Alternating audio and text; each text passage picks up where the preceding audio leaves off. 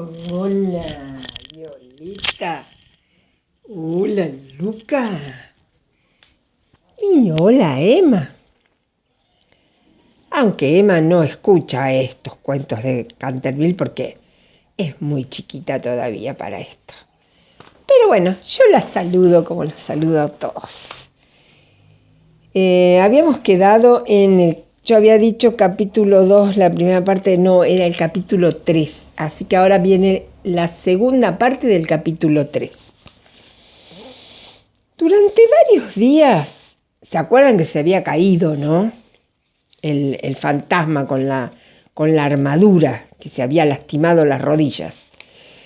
Durante varios días estuvo malísimo y no pudo salir de su alcoba, más que lo necesario para mantener en buen estado la mancha de sangre. No obstante lo cual, a fuerza de cuidados, se restableció y decidió hacer una tercera aparición para aterrorizar al ministro de los Estados Unidos y a su familia. Pero su aparición en escena eligió el viernes 17 de agosto y consagró gran parte del día en revisar su vestuario. Su elección recayó al fin en un sombrero de ala levantada por un lado y caída por el otro, con una pluma roja, con un sudario deshilachado por las mangas y el cuello, y por último, en un puñal mohoso. Por la tarde se desencadenó una gran tormenta. El viento era tan fuerte que sacudía y cerraba violentamente las puertas y ventanas de la vieja casa. Realmente aquel era el tiempo que le convenía. Y aquí lo que pensaba hacer. Iría sigilosamente a la habitación de Washington Otis. Le murmuraría unas frases ininteligibles quedándose al pie de la cama y le hundiría 3 veces seguidas el puñal en la garganta a los sones de una música apagada. Odiaba sobre todo a Washington porque sabía perfectamente que era él quien solía quitar la famosa mancha de la sangre de Canterville, empleando el limpiador incomparable de Pinkerton. Después de reducir el despreocupado joven, entraría a la habitación que ocupaba el ministro de los Estados Unidos y su mujer. Una vez allí, colocaría una mano viscosa sobre la frente de la señora Otis y al mismo tiempo musitaría con voz sorda al oído del ministro tembloroso los secretos terribles del infierno. En cuanto a la pequeña Virginia, aún no tenía nada decidido. No lo había maltratado nunca. Era bonita y cariñosa. Unos cuantos gruñidos sordos que le saliesen del armario le parecía más que suficiente, y si no bastaban para despertarla, llegaría hasta tirarle de la puntita de la nariz con los dedos rígidos por la parálisis. A los gemelos estaba decidirlo a darles una lección. Lo primero que haría sería sentarse sobre sus pechos, con objeto de producirles la sensación de la pesadilla. Luego, aprovechando que sus camas estaban muy juntas, se alzaría en el espacio libre entre ellas con el aspecto de un cadáver verde y frío cual el hielo, hasta que se quedasen paralizados de terror. Enseguida, desprendiéndose de su sudario, daría la vuelta al dormitorio en 4 patas, como un esqueleto blanqueado por el tiempo, moviendo los ojos de sus órbitas en su creación de Daniel el Mudo o el esqueleto del suicida, papel en el cual hizo un gran efecto en varias oportunidades. Creía estar tan bien con esto como en su otro papel de Martín el demente o el misterio enmascarado. A las 10:30 oyó subir a la familia a acostarse. Durante algunos instantes lo inquietaron las estrepitosas carcajadas de los gemelos, que se divertían evidentemente con su loca alegría de escolares antes de apagar la luz.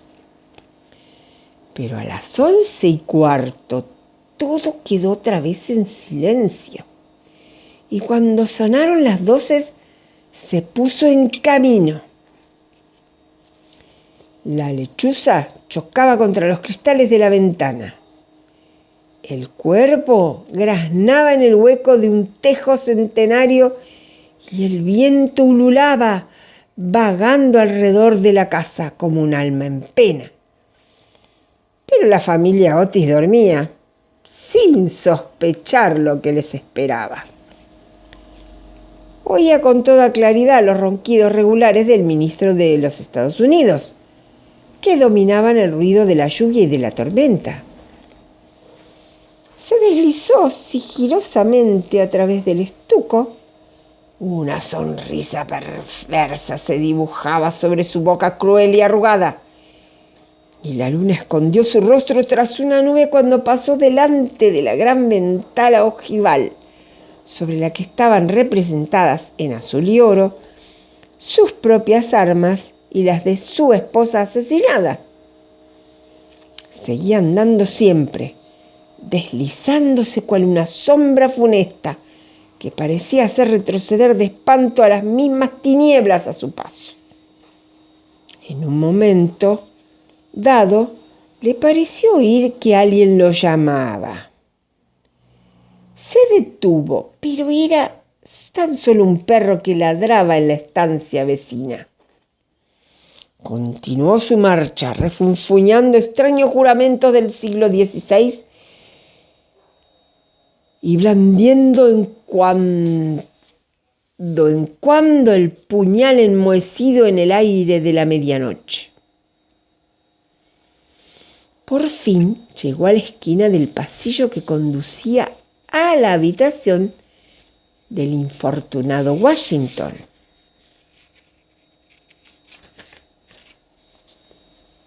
Allí se detuvo un instante.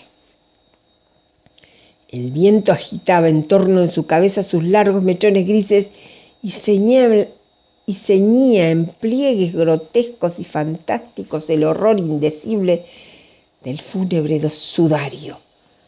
Sonó entonces el cuarto en el reloj. Comprendió que había llegado el momento. Se dedicó una risotada y dio la vuelta a la esquina. Pero apenas lo hizo, retrocedió, lanzando un gemido lastimero de terror y escondiendo su pálido semblante entre sus largas manos huesudas. Frente a él había un horrible espectro, inmóvil cual estatua, monstruoso como la pesadilla de un demente. La cabeza del fantasma era pelada y reluciente, su faz redonda, carnosa y blanca. Una risa espantosa parecía retorcer sus rasgos en una mueca eterna. Por los ojos brotaba a oleadas una luz escarlata. La boca tenía el aspecto de un ancho pozo de fuego, y su vestidura horrible, como la de él, como la del mismo Simón, envolvía con su nieve silenciosa aquella silueta gigantesca. Sobre el pecho tenía colgado un cartel con una inscripción en caracteres extraños y antiguos. Tal vez era un rótulo infamante donde estaban escritos delitos espantosos, una terrible lista de crímenes. Tenía por último en su mano derecha una cimitarra de acero resplandeciente.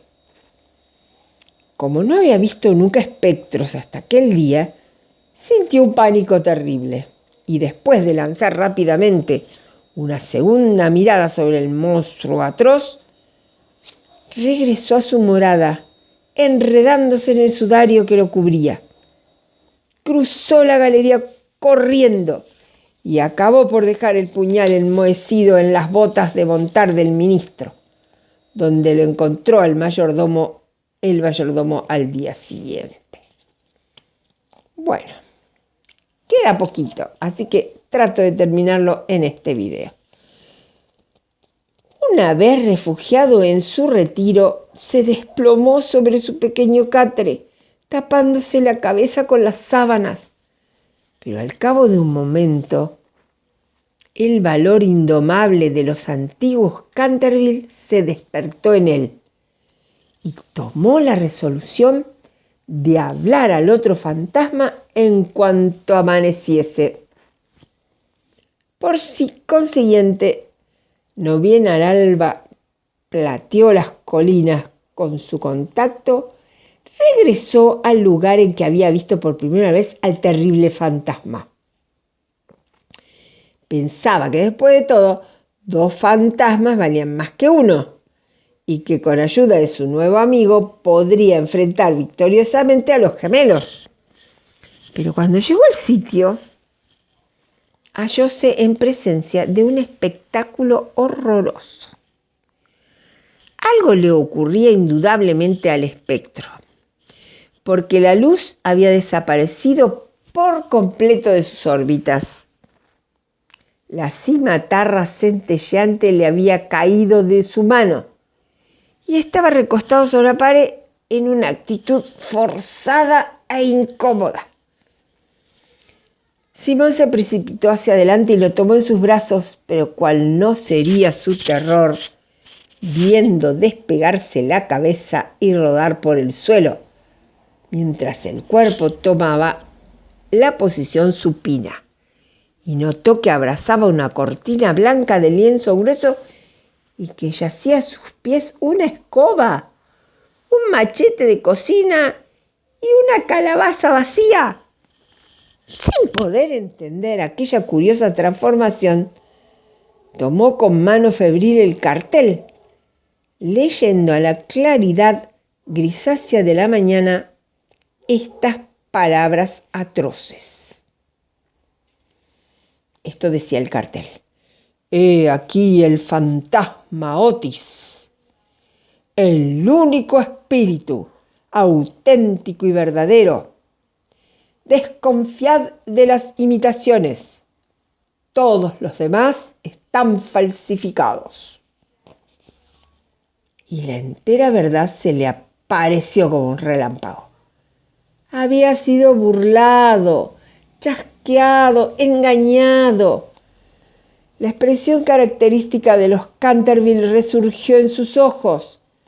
Apretó las mandíbulas desdentadas y, elevando por encima de su cabeza sus manos amarillentas, juró, según el ritual pintoresco de la antigua escuela, que cuando el gallo tocase por 2 veces el cuerno de su alegre llamada, se consumirían sangrientas hazañas y el crimen de Callado Paso saldría de su retiro.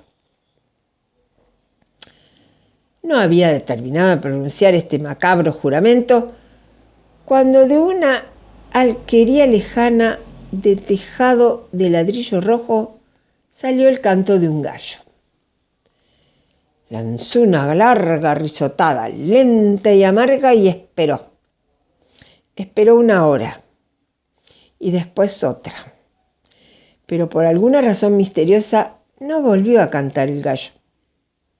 Por fin, a eso de las 7:30, la llegada de las criadas lo obligó a abandonar su terrible guardia y regresó a su retiro, con paso altivo, pensando en su esperanza vana y en su vano proyecto fracasado.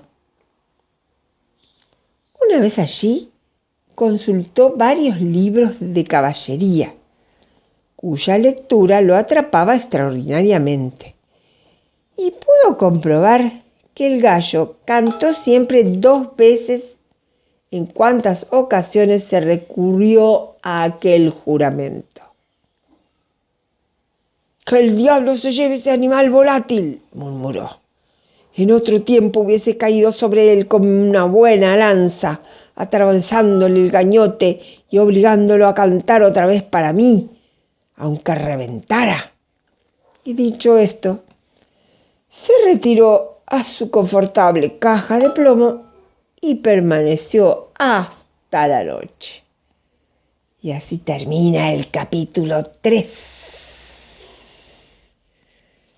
Qué lucha este pobre fantasma, lo que tiene que sufrir, Dios mío. Les mando un beso grande. Hasta mañana. Buenas noches, buenas noches, buenas noches.